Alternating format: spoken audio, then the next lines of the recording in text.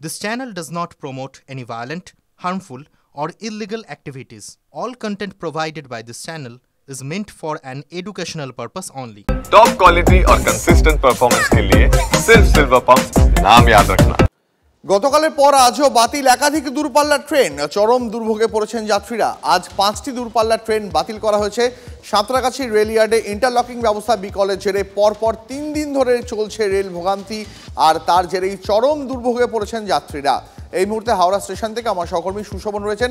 সুশোভন, যাত্রীদের সঙ্গে তুমি কথা বলছিলে, তারা বলছিলেন যে কেউ দক্ষিণ ভারতে যাবেন, কেউ অন্য কোথাও যাবেন। একের পর এক ট্রেন বাতিল হওয়ায়, কয়েক ঘন্টা করে ট্রেন লেট হওয়ায় তাদের স্টেশনেই রাত কাটাতে হচ্ছে, ঘন্টার পর ঘন্টা কাটাতে হচ্ছে। আর একবার তাদের মুখ থেকে শুনবো তাদের দুর্ভোগের কথা।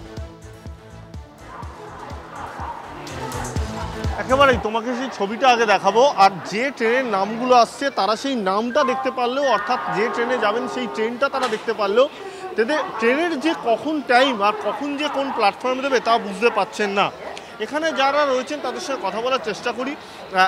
আপনি কোথায় যাবেন, কখন থেকে এখানে বসে রয়েছেন? চেন্নাই যাব, কালকে ধরুন ওই 8টা থেকে এই অবধি বসে আছি। কালকে 8টা থেকে এই অবধি টানা।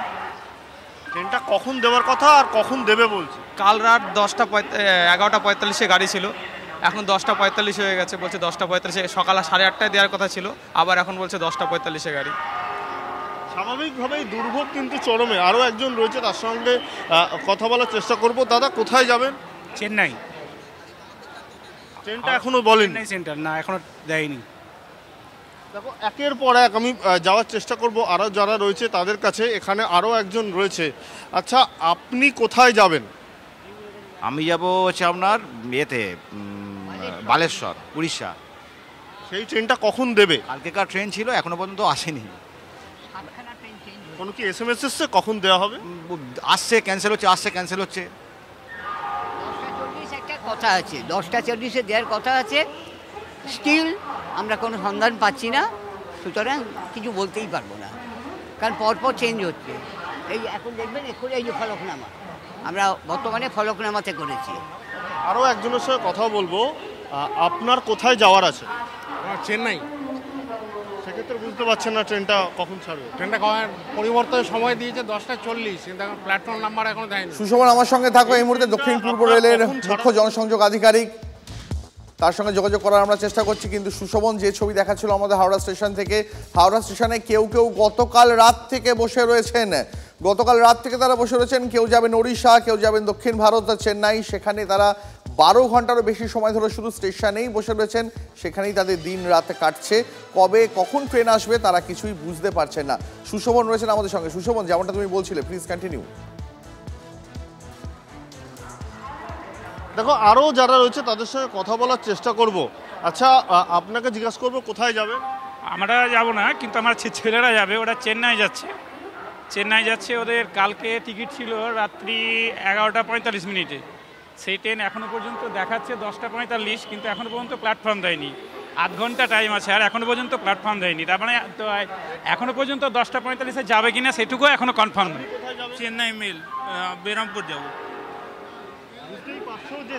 বুঝতে পেরেছি সুশোভন, আপাতত অনেক ধন্যবাদ। নজর রাখো। তার মানে বুঝতেই পারছেন, একদিকে ট্রেনের ভোগান্তি আর অন্যদিকে আপনাদের দেখাবো এই মুহূর্তে ভাড়া বৃদ্ধির দাবিতে অনড় বাস মালিকরা। কাল থেকেই কি 3 দিনের বাস ধর্মঘট ফাইনালি হচ্ছেই, কারণ এক দফা গতকালের বৈঠক নিষ্ফলা হয়েছে, তারপর আজ আবারও বৈঠক রয়েছে। এই মুহূর্তে আমার সঙ্গে আমার সহকর্মী সুমন মহাপাত্র রয়েছেন। সুমন, একটু যারা প্রত্যেক দিন যাতায়াত করেন রাস্তাঘাটে বাসের চেপে, তাদের কাছ থেকে জানতে চাইবো যে ধর্মঘটের জেরে তারা কি আশঙ্কা করছেন, ভোগান্তির আশঙ্কায় ভুগছেন কি? তাদের সঙ্গে কথা বলবো, তবে তার আগে একটা কথা বলে দিই। আজ বেলা 11:30টায় লালবাজারে কলকাতা পুলিশ কমিশনার, তার সাথে পরিবহন দপ্তরের মন্ত্রী সচিব এবং বাস সংগঠনের মালিকদের তাদের কিন্তু বৈঠক হবার কথা রয়েছে। সেই বৈঠকে আদৌ কালকের এই যে সমস্যা তার সমাধান সূত্র বেরোয় কিনা সেদিকে আমাদের নজর থাকবে। এবার তোমাকে আমি চিংড়িঘাটার ছবিটা দেখাই। দেখো, এখনই এটা অফিস টাইম বলা চলে, এখনই কিন্তু চিংড়িঘাটায় মারাত্মক ভিড় থাকে এবং প্রচুর মানুষ তারা কিন্তু বাসের জন্য অপেক্ষা করে থাকে। কাল থেকে যদি বাস ধর্মঘট হয় অসুবিধা হবে? অবশ্যই অসুবিধা হবে, এত যাত্রী ওয়েট করে আছে, অবশ্যই অসুবিধা হবে। বাস ধর্মঘট হোক, এটা কি আপনারা চান? না, কখনোই না। সরকারের একটা পদক্ষেপ নেওয়া উচিত যাতে এই ধর্মঘট উঠে যায় এবং সুষ্ঠুভাবে সমস্ত বাস যাতায়াত করে। কাল থেকে যদি বাস ধর্মঘট হয় তাহলে তো অসুবিধা হবে, বাস পেতে অসুবিধা হবে। অবশ্যই অসুবিধা হবে, প্রবলেম হবে। এমনিতে তো বাস পেতে অসুবিধা হয়, অবভিয়াসলি অসুবিধা হয়।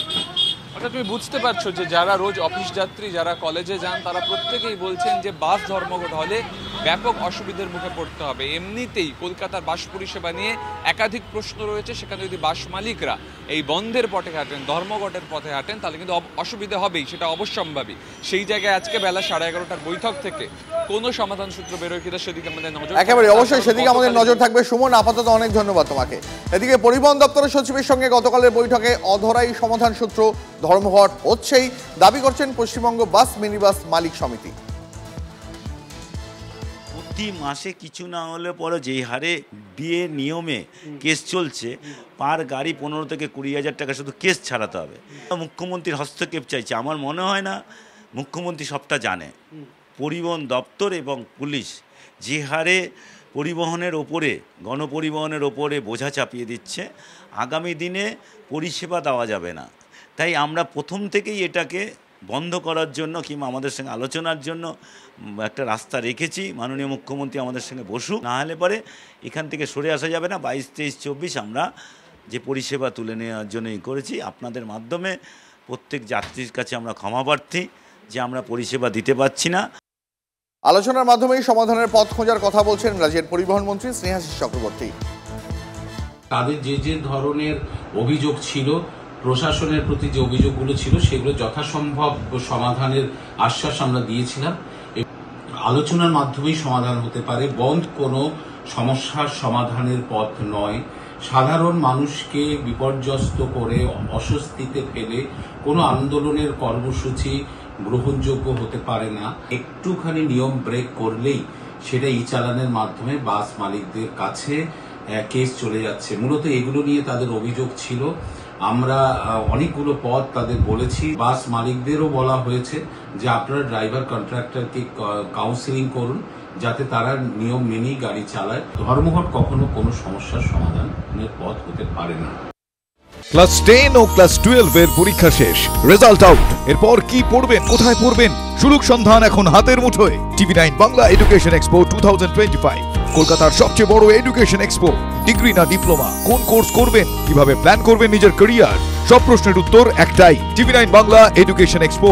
একই ছাদের তলায় থাকছে নামকরা সব ইঞ্জিনিয়ারিং কলেজ, বিশ্ববিদ্যালয়, মেডিকেল ও management institution. TV9 Bangla education expo 2025, 31শে মে ও 1 জুন বোস ইনস্টিটিউটে, কলেজ মোড়, সেক্টর 5, সকাল 10টা থেকে সন্ধ্যে 7টা পর্যন্ত। এন্ট্রি একেবারে ফ্রি।